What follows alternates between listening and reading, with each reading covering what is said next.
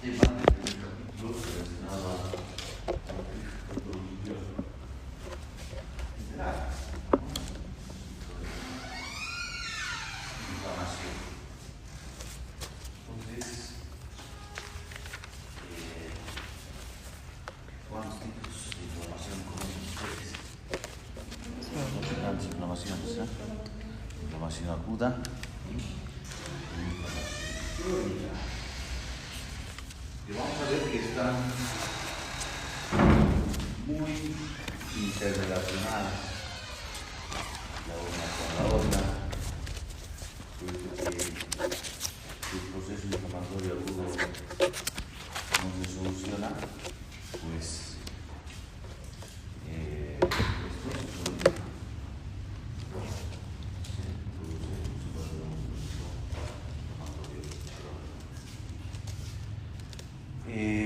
algunas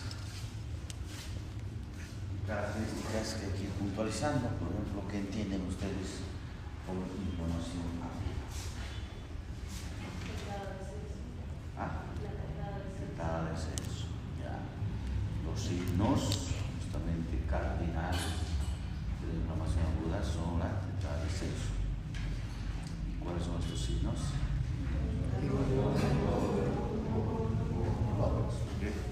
Conocemos.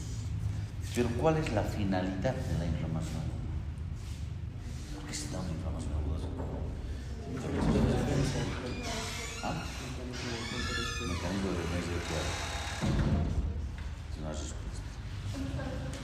¿Cómo está? Buenas tardes. Cabalmente, la inflamación aguda es la primera respuesta de nuestro organismo al daño tisular. Ya hemos visto cuando nos hablaba de daño tisular, existen diferentes causas de tisular, diferentes tipos de noxa que pueden producir daño. Agentes biológicos como bacterias o parásitos y otro tipo de factores. Y entonces la inflamación aguda es la primera respuesta a este daño tisular. Es la primera respuesta con el objetivo o la finalidad de que justamente de destruir o de neutralizar o de anular aquello que está causando el daño. Ese es el objetivo de la inflamación aguda. Y entonces en el proceso se van dando una serie de fenómenos. Primero se van a dar cambios vasculares. Dentro de estos, el incremento de la permeabilidad vascular. Esto va a permitir que salgan o que lleguen desde los vasos hasta el lugar donde se presenta el daño tisular de componentes del plasma y elementos celulares. ¿Qué elementos celulares son encargados de la fagocitosis? Los neutrófilos, macrofagos. Precisamente, este incremento de la primera vascular que vamos a ver, que es muy importante, es para permitir la salida de estos neutrófilos hacia el lugar donde se está produciendo el daño. ¿Ya? ¿Y cuál es la función de estos neutrófilos? De estos fagocitar. Van a ir precisamente a fagocitar aquel agente causante que está causando, pero la redundancia, el daño. ¿Y para qué lo van a fagocitar? Para destruirlo. Ese es el objetivo, destruirlo. En todo este proceso, en esta guerra que está dando una parte de nuestro organismo, un tejido de nuestro organismo, pues entonces se va a producir, porque no una guerra, se van a producir muertes. Va a producir muertes.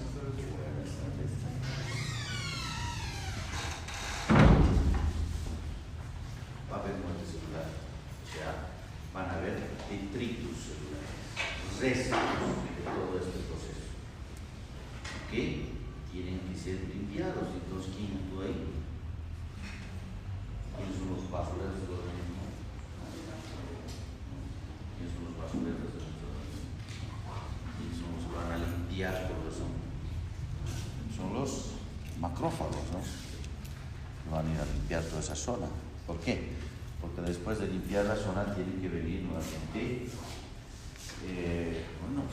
si digamos así, la destrucción de un pueblo, ¿qué pasaría? Después de una guerra, si hay una destrucción de un pueblo, se tiene que reconstruir, ¿no? En la manera de las posibilidades. Se tiene que reconstruir. Mejor si es tal cual estaba al inicio. Entonces, después de la información, después de toda esta guerra, una vez que se ha limpiado todo, viene un proceso de regeneración. El proceso de regeneración cabalmente es la etapa donde aquellas células que han sido muertas, donde hay muerte celular, esas células son reemplazadas por otras células con la misma función. Pero si no se puede hacer eso, esa zona es reemplazada por tejido conectivo, llegando a formar una cicatriz. O sea, eso se llama ya reparación. Esa zona dañada es reemplazada por otro tejido, pero que ya no tiene la misma función. Si usted se hace una herida en la piel, pasa eso, ¿no? La cicatriz es una zona de tejido conectivo que no tiene la misma función. Es una de las cicatrices, por ejemplo, no habrá ya glándulas sudoríparas, no habrá ya glándulas sebáceas, no habrá folículos pilosos. Entonces, por eso es que la inflamación está íntimamente también ligada a los dos procesos que los vamos a ver después que hablemos de inflamación, los procesos de regeneración o reparación. Ahora, si el proceso inflamatorio, cuando hablamos de proceso inflamatorio, muestra que la finalidad es destruir la glucosa, no logra destruir esa glucosa, no puede. Entonces, esto hace que ya se sobrevenga una inflamación crónica, se convierta en un proceso inflamatorio, pero ya de tipo crónico. Y dentro de la clasificación morfológica de la inflamación iremos viendo los diferentes tipos o variedades, ¿ya? Pero de manera general, eso es lo que vamos a ver en este capítulo de inflamación.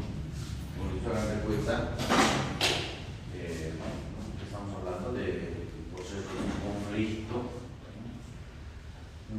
bélico, y donde pues van a actuar obviamente aquellos invasores, y obviamente nuestro organismo tiene esa capacidad de defender a través de nuestros receptores celulares. Y en ese proceso van a actuar una serie también de sustancias, ¿no? Que se denominan como los mediadores químicos de la inflamación, favoreciendo diferentes procesos de poder reaccionar. Buenas tardes. Después que termine esa guerra, buenas tardes, como les digo, se tiene que limpiar todo esto y pues reconstruir si es lo posible. Entonces, ahí está cabalmente lo que decíamos, que la respuesta inicial a la lesión tisular se denomina como reacción inflamatoria aguda. Es la respuesta inicial. Y esto es lo que se estaba mencionando. ¿Qué es lo que sucede ante un daño tisular? Cuando el tejido es dañado y hay muerte celular, nuestro organismo responde con estos tres procesos. Se puede dar una restitución, se puede dar una reparación fibrosa. ¿En qué caso se va a dar una restitución? La zona lesionada es sustituida por un tejido organizado de estructura y función idénticas a las originales. Esas células dañadas son reemplazadas por otras células que cumplen la misma función. Y a esto se denomina como regeneración. Restitución o regeneración. Pero se puede dar esta otra situación, reparación fibrosa. ¿Cuándo? Cuando la zona lesionada se sustituye por un tejido de cicatrización no especializada. Esto sucede cuando las células lesionadas no pueden regenerarse, o sea, cuando el daño tisular se ha dado en aquellos órganos o tejidos que no tienen esa capacidad de regeneración, o cuando el daño tisular ha sido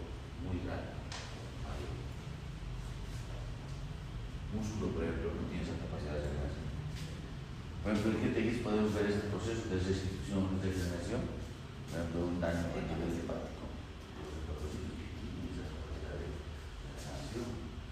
También a nivel de riñón, pero si este proceso se da en un órgano que no tiene esa capacidad, pues se da la reparación fibrosa.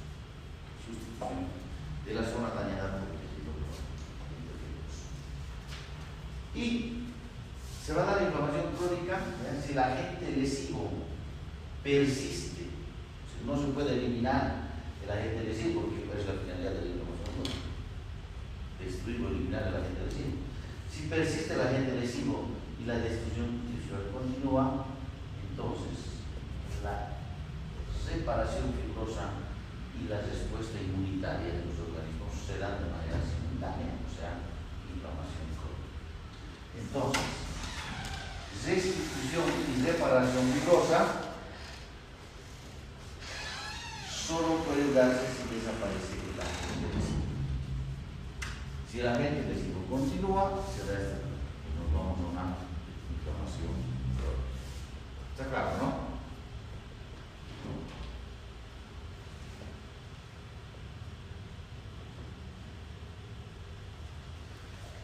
¿Cuál es la etiología de la inflamación? Pues ahí está. Ven que las causas son similares cuando hemos hablado de lesión celular, ¿no? Hay agentes físicos, físicos, químicos, biológicos, fenómenos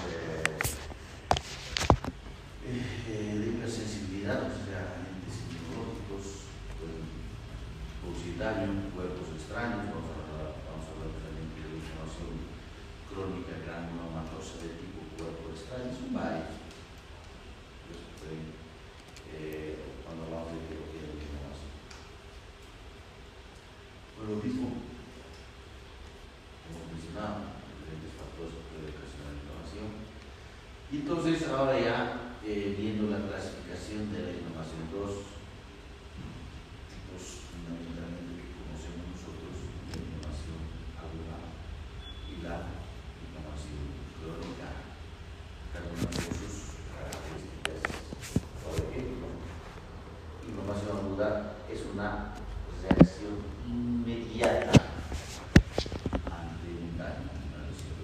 La primera respuesta del organismo ante un daño, esta aparece de forma súbita y dura poco tiempo. Elementos inflamatorios fundamentalmente que participan, ahí están los neutrófilos. Los neutrófilos que tienen, al igual que los macrófagos, esa capacidad de fagocitosis. Predominan fenómenos vasculares, cambios a nivel de la circulación, especialmente a nivel de los pequeños vasos, o sea, a nivel de las arteriolas, capilares y vénulas.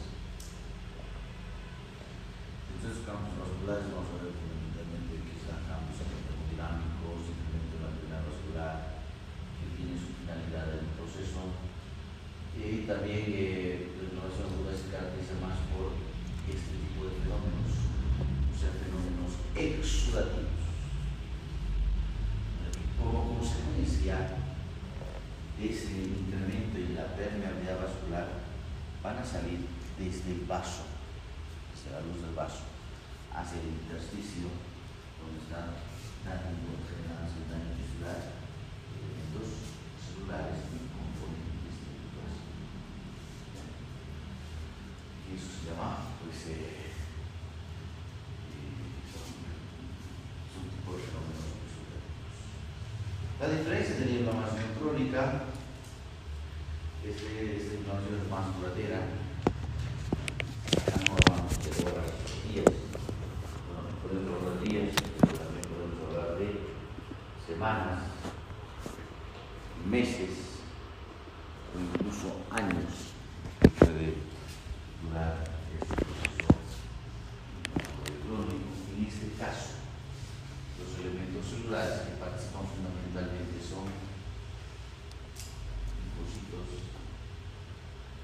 células plasmáticas y los macrófagos. Acá predominan los fenómenos proliferativos. ¿Por qué? Porque en la inflamación crónica hay mayor daño tisular, hay mayor destrucción de elementos celulares, hay mayor destrucción de elementos.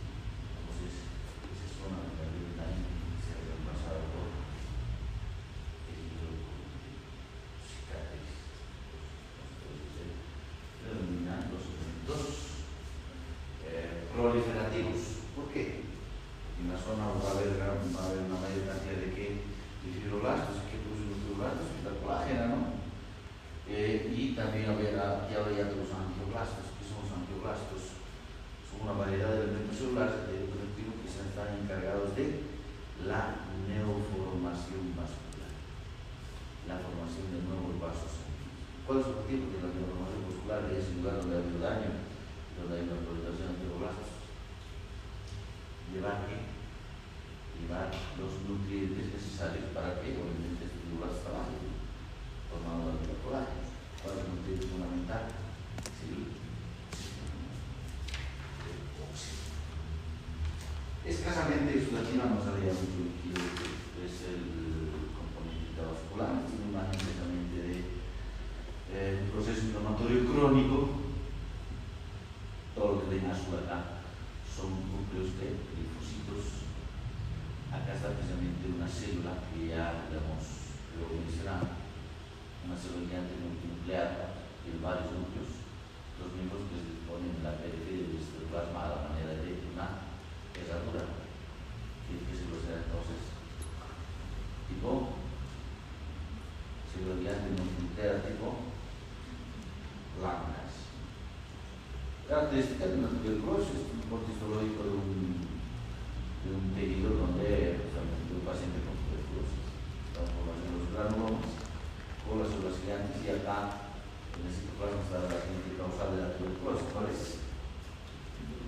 Ácido B. Ácido B. No. Ácido B.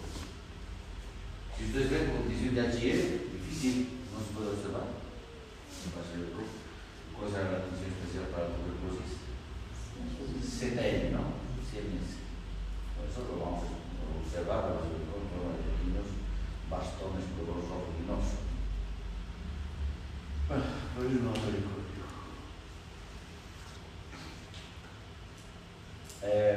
Ya adentrándonos un poco más ya a lo que es la inflamación aguda real, cuáles son las funciones principales en este proceso agudo.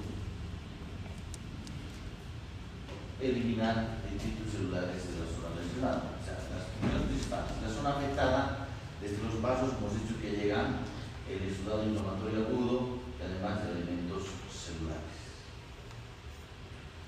Si existe un agente infeccioso en el lugar, ¿cierto?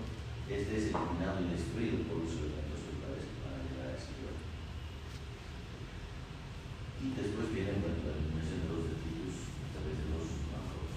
Finalidades de la inflamación: eliminar o neutralizar la causa de la lesión, y después, bueno, tendrá pues, reparar las consecuencias. Por eso que es íntimamente ligada a los procesos de regeneración. Está vinculada a los procesos también, ¿no? Reparación, cicatrización. Cicatrización será reparación. Pues. Es algo que decía su compañero, es los signos cardinales de la inflamación. Y ya 3.000 años antes de Cristo, ¿no? Celso justamente indicó estos signos cardinales de la inflamación aguda, que son rubor, dolor, calor y tumor. Que vamos a ver cómo se van generando estos procesos, pero acá ya aclarando, ¿no? Dos puntos que hay que hacer. Acá cuando nos referimos a tumor de inflamación aguda no estamos refiriendo únicamente a una neoplasia, no estamos refiriendo a una neoplasia, sino a un aumento de volumen en la zona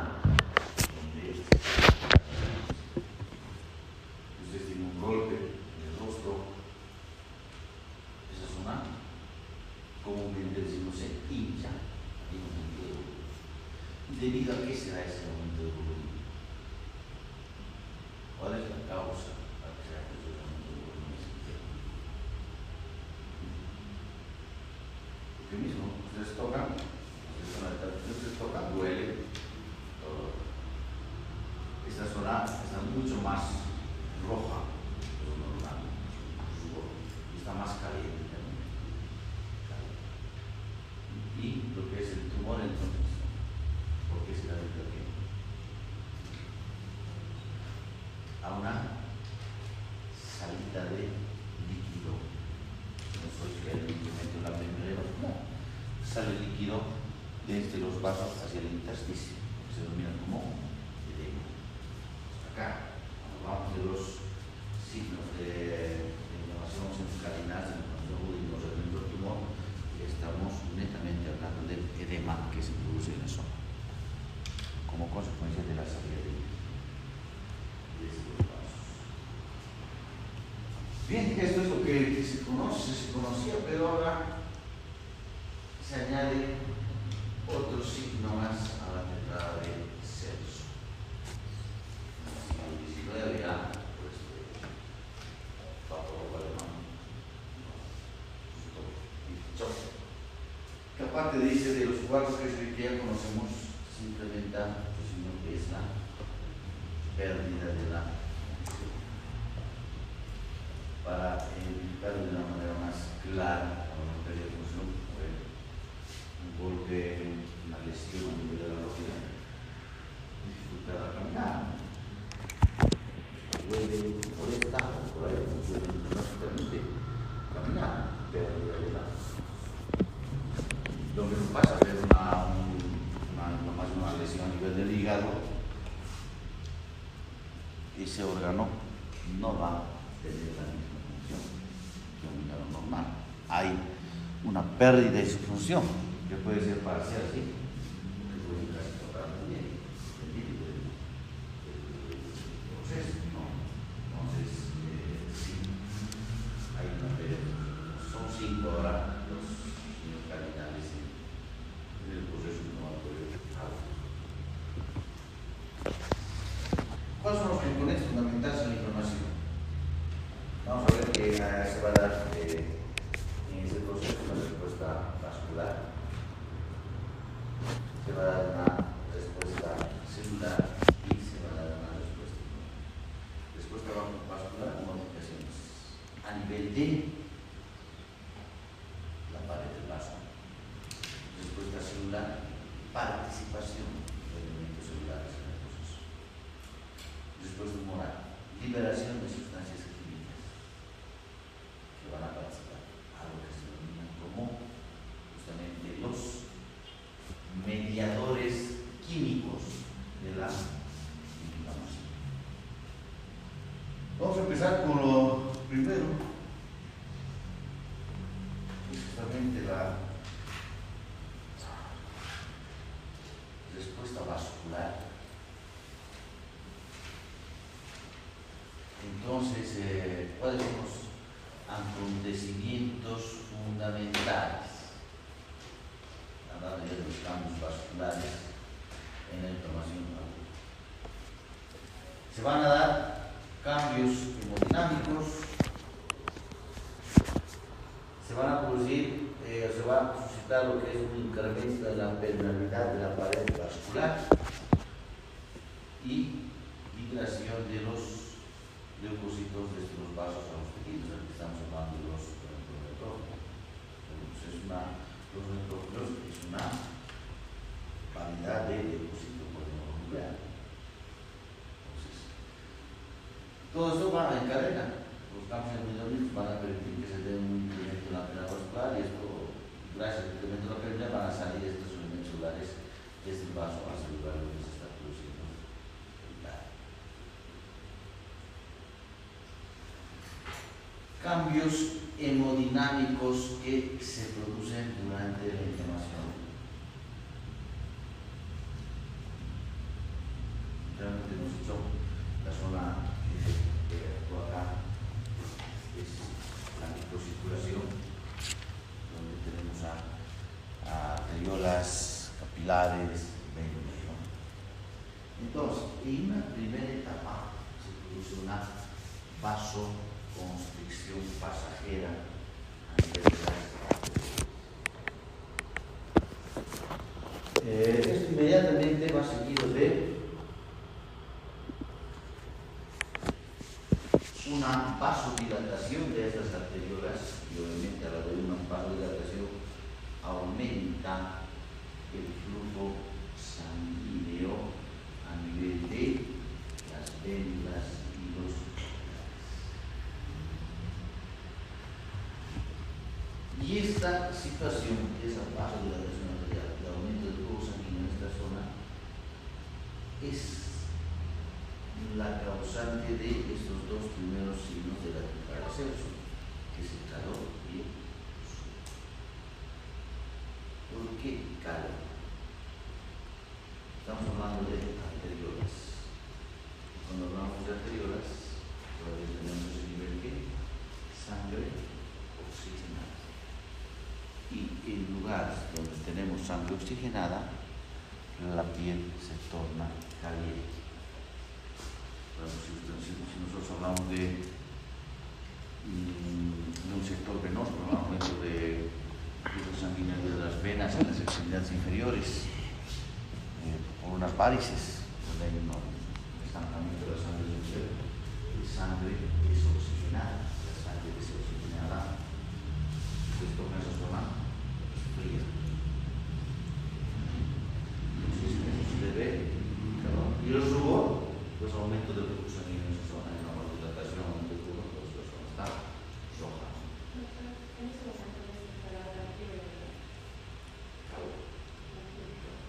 ¿Ya? Estamos hablando de los signos cardinales. Después vamos a hablar de las manifestaciones sistémicas de la inflamación, donde justamente está la fiebre, está la BCG incrementada, incremento de la función respiratoria, que son manifestaciones sistémicas. Ahora estamos viendo de las manifestaciones locales. ¿Ya? Pero, bueno. Entonces, como consecuencia de un aumento del flujo sanguíneo a nivel de vénulas y capilares, entonces de este proceso se da pues ese nivel también inmediatamente un enlentecimiento del flujo sanguíneo. ¿Y qué pasa si hay un enlentecimiento del flujo sanguíneo?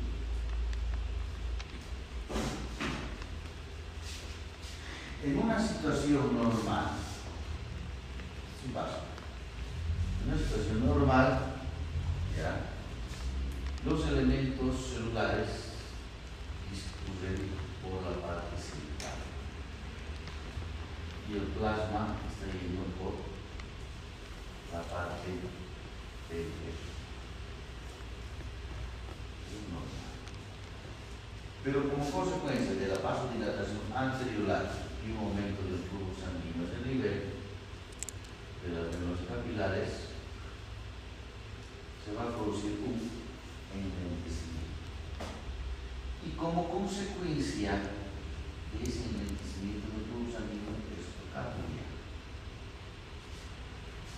Los elementos celulares se van a la parte periférica y el plasma va por la parte central. Están viendo cómo se va preparando todo el proceso. Este cambio que se ha dado del plasma hacia la parte central y hacia la parte periférica es con un objetivo. Ya prepararse para que estos elementos de los que estoy hablando, que son los neutrófilos, salgan, pues si acá es el daño tisular, salgan de esta zona, ahí tienen que mirar. Entonces, ¿qué va sucediendo? Que acá está el revestimiento de la pared del vaso, que son células endoteliales, ¿no? Históricamente la endotelial vascular. ¿Qué va sucediendo? Estos elementos celulares poco a poco se van acercando a estas células endoteliales cada vez con mayor, contacto entre el neutrofilo y la célula endotelial. Entonces dan sus tres fenómenos: marginación, rodamiento y adhesión. O sea, ahí está. Primero hemos dicho que se produce la marginación. Los elementos celulares se van a la parte perfecta, marginación. Luego van tomando contacto cada vez más fuertes con las células endoteliales, entre la célula y la célula endotelial. Rodamiento. Van tomando contacto. Y bueno, a través de sustancias que se producen, pues hay una adherencia cada vez más fuerte entre estos dos elementos, que es la adhesión. ¿Cuál es el objetivo nuevamente? Que este elemento celular salga. Pero para que salga, ¿qué tiene que darse? ¿Qué tiene que darse? Está acá, perfectamente. Sí, ya está acá. Ya está acá. ¿Qué tiene que darse para que salga de ahí? Sí, pero sí, también la diabetes va a salir, a través de un mecanismo de diabetes que vamos a ver. ¿Pero qué tiene que darse?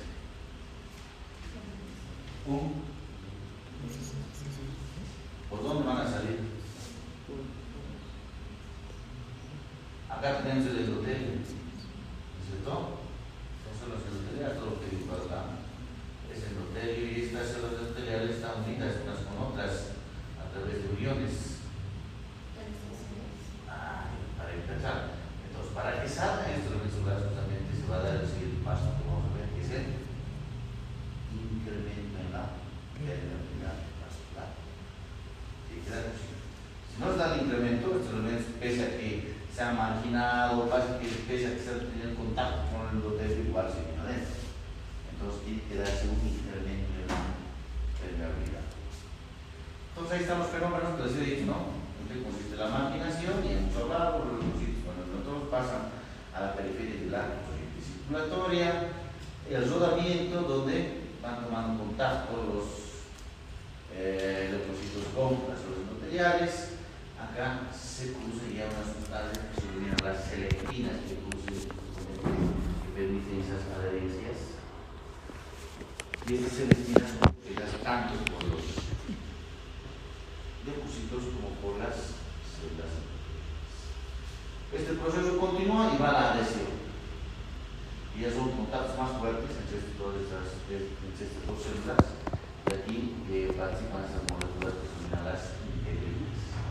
En este caso solo son producidas ya por los leucocitos. Y entonces se tiene que producir el incremento en la permeabilidad vascular, ¿no? Para que salga. ¿De qué manera se producen? Hay tres fenómenos como están viendo.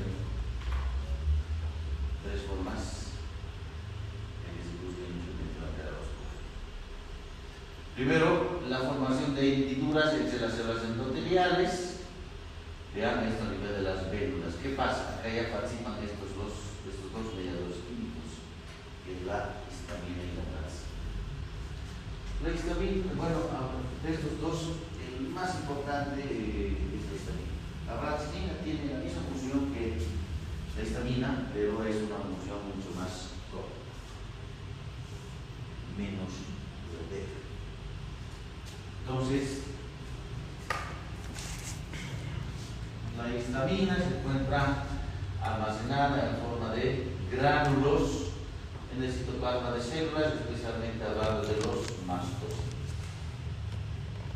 Y cuando se inicia el proceso inflamatorio, esta histamina es liberada de estos mastocitos. Y en las células endoteliales, en la superficie de la célula endotelial, hay unos receptores que se denominan receptores H1. H justamente viene de histamina, porque son receptores específicos para la histamina. Receptores H. Entonces, esta histamina viene y se va a su receptor H1, que viene acá, se va acá hasta su receptor histamina. ¿Qué es lo que produce a nivel de estas células endoteliales?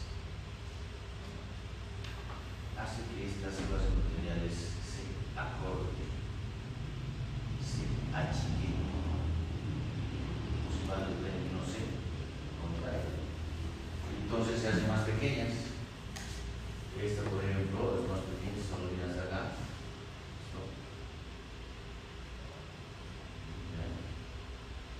Lo mismo acá, es más chiquita. Entonces, ¿qué ha sucedido? ¿Qué se ha producido?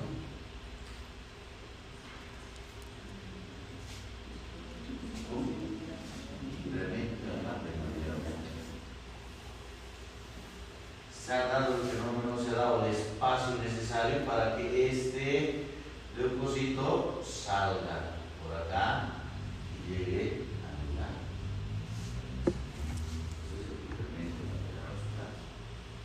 Pero, ¿por qué se produce el acortamiento de las células endoteliales? Porque el citoplasma de estas células endoteliales tiene microfilamentos de miosina. El músculo, ¿cierto? El músculo por eso se contrae. Tiene estos filamentos. Entonces, acá en el citoplasma de las células también tiene estos microfilamentos. Cuando hace que la histamina se contrae, se acorta, etc. Entonces van a salir los neutrófilos y van a salir a través de un fenómeno que ha dicho ya su compañera, que se llama fenómeno de la diapéresis. ¿En qué consiste ese fenómeno de la diapéresis?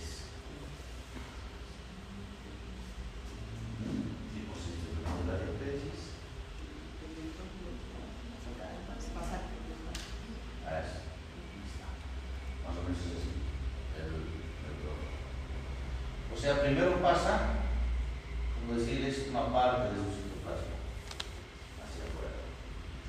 Y acá en este citoplasma, el citoplasma del neutrófilo también tiene estos microfilamentos de actina y miosina. Entonces, esta parte del citoplasma se contrae y jala al resto de la célula hasta que sale.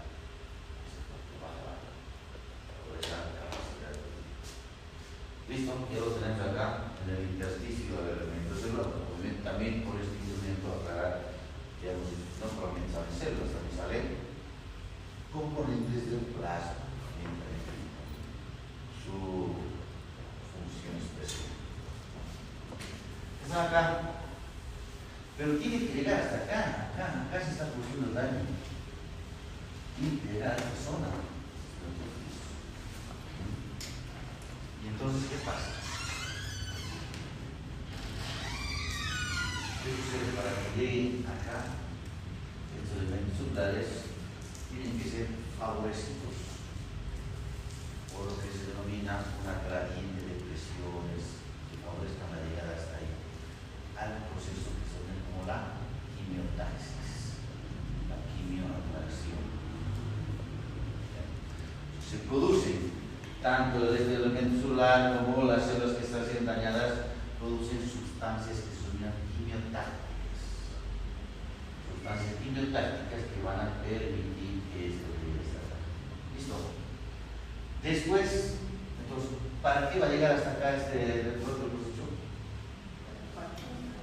Para fagocitar. Después vamos a hablar entonces de la fagocitosis. Ahí vamos a buscar lo que está pasando. ¿Con qué objetivo vamos a buscar? De destruir. Listo, lo va a destruir. Y hemos dicho como consecuencia de esa guerra, de esa batalla, se va a formar ¿qué cosa? Detritus celular, restos. Y eso sí tiene, hemos dicho que limpiar. ¿Y ahí quiénes participan? Perfecto. Y está limpia la zona. ¿Y qué viene entonces después? Reconstrucción, donde se puede dar entonces dos fenómenos dependiendo del órgano que se ha dañado. Puede darse un fenómeno de la regeneración o puede darse un fenómeno de la reparación. Hasta acá vamos a llegar. Estamos todavía en este paso. Nos falta los medios químicos. Por eso que información es un poco de memoria, tratamos de hacerlo un poquito más simple, pero bueno, entonces terminando, acá vamos a quedar el incremento de la permeabilidad se puede dar por este fenómeno, como hemos dicho, la temperatura la histamina de las células. Puede darse también un daño directo de las células endoteliales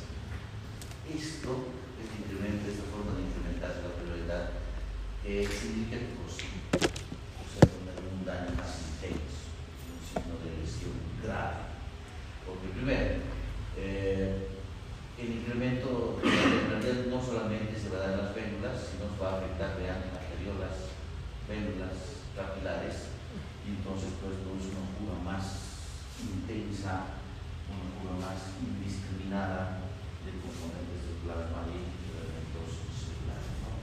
Y también la otra forma es el daño inmediato por leucocitos.